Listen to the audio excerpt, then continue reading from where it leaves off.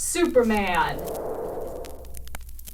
Escaping to Germany with a piece of the kryptonite fragment which robs Superman of his strength, Der Teufel, a brilliant Nazi scientist, made his way to a secret cave in the Black Forest where several leading Nazis were hiding. Teufel told Professor Milch, a chemist, that if the kryptonite could be dissolved, the resultant solution, injected into the veins of one of their followers, would create Atom Man, a human monster generating sufficient atomic energy to not only control Superman, but bring the terrified world to its knees. 48 hours have now passed, and neither Superman nor the Allied police have been able to locate Der Teufel. Once more in his guise of Clark Kent, the Man of Steel nervously paces the floor in the office of Colonel Greeley, American Chief of Intelligence in Berlin. Listen. For heaven's sake, sit down, Kent. You're getting on my nerves. I'm sorry, Colonel. I suppose my own nerves are getting a bit ragged. If only somebody would find a clue to Der Teufel. Now look, you mustn't take this too seriously, Kent. Teufel is a bad actor and we're going to get him. But even if we don't, the world isn't gonna end. Something equally bad might happen. What? Teufel has the kryptonite. He's a brilliant scientist and he's performed some experiments. Something to do with, Atom Man. Which he says can rule the world. And you believe that? Kent, your nerves are in bad shape. Teufel must be found, and found quickly. He must. But I need help. Even I can't examine every nook and cranny of Germany, and all of the millions of people in it. You can't what? Nothing, Colonel. I've got a bad habit of talking myself at times. You sound as if you've the makings of a nerve case, all right? What's that? The fire department. There's a fire somewhere. For goodness sakes, relax, Kent. Relax. We'll find Teufel and the kryptonite too. But I tell you again, you're exciting yourself over nothing. Believe me, Superman is in no danger. Fearful as he has never been before, Clark Kent, who is Superman, waits for some word of Der Teufel. Meanwhile, in Black Forest, a young military police sergeant named Bill Nelson has just alighted from a train after a 48-hour leave. In a jeep with Corporal Harry Freed, he is returning over the dark road to his base. Hello, what's the new gadget on the dashboard, Harry? Looks like a radio key. It is. We're in style now, Bill. Regular big-time cops. They put a two-way set in here the day before yesterday. The day you went on leave. Pretty smart, eh? Turn it on, see what we can get. Are you kidding? Hey, I forgot. What? We're on duty now, Sergeant, as of 5 minutes ago. Let's see what headquarters has to say. Probably gonna welcome me back. Don't you love yourself? Attention. Stand by for an important announcement. What's this? Sounds more important than anything I've heard on the set so far. Attention. All police stand by. Here's an important announcement for headquarters in Berlin.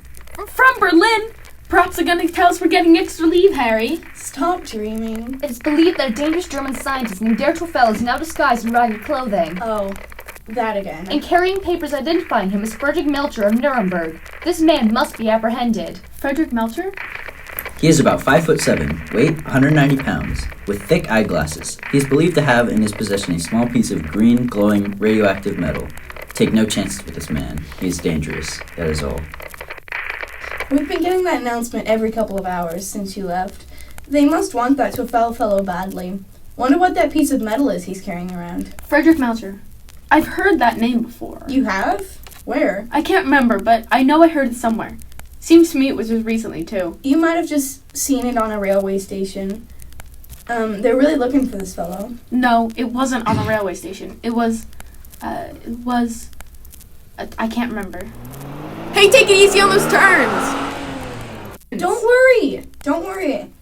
I say, isn't there somebody in the movies or on the radio named Melcher? Wait, I've got it. An opera singer, Melchior.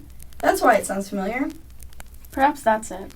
Good. Well, spruce up, Bill. There's the lights at the inn. We'll be at the base soon. You want to look sharp when you strike the CO again. He's been like a cornered lion since this Melcher business broke. I look fairly presentable, don't I? Harry, stop! What? Not here, at the inn. Make up your mind. What's at the inn? I just remembered. That's where I saw Friedrich Melcher. What?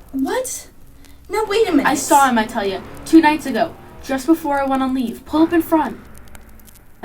You saw him where? In the dining room. He was with Gottfried, the innkeeper. Gottfried said he was his cousin. Gottfried did? Listen, are you sure? Sure as I'm sitting here, I was making my last check before going back to base. This short, powerful German was with Gottfried. He was wearing ragged clothes and a patch over one eye. I asked him who he was, and he said Frederick Melcher from Nuremberg. I asked him for his papers. Did he have them? Yes, so they were in order, so I left. I've got it, Harry. That man was Twofeld. Then what are we waiting for? Come on.